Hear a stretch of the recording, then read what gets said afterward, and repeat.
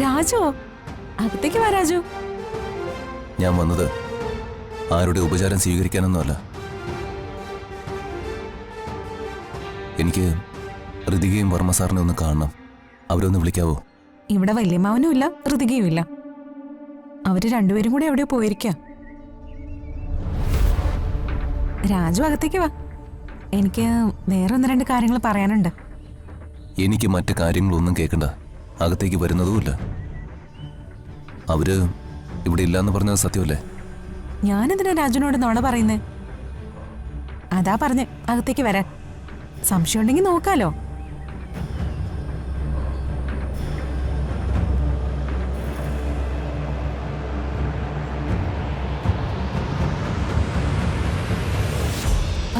രാജു, ഒന്ന് നിന്നേ.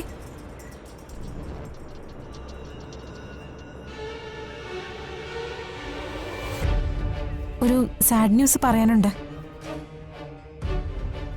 CMന്റെ ഒരു റിലേറ്റീവിനെ കൊണ്ട് ഋതികയെ കല്യാണം കഴിപ്പിക്കാൻ ഇവർക്കൊരു പ്ലാനുണ്ട്.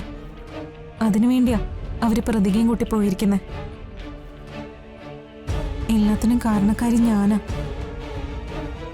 രാജു എന്നോട് ക്ഷമിക്കണം.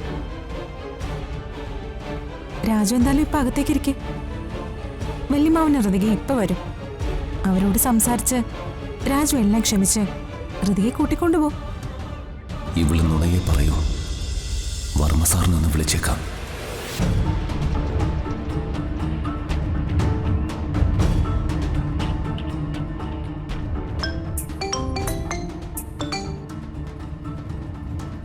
ഹലോ. ആ സാറേ, ഞാൻ രാജുവാ.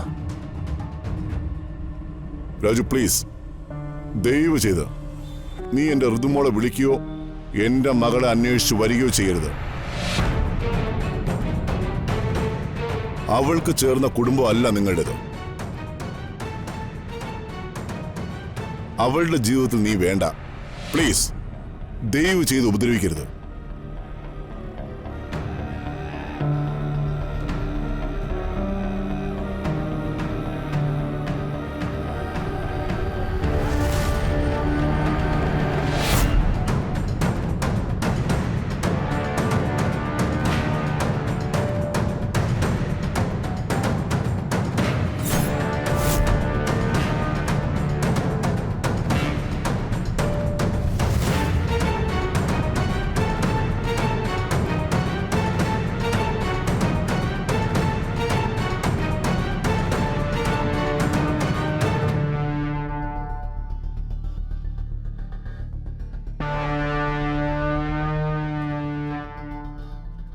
Hello, mimicry artist Vinod Kumar.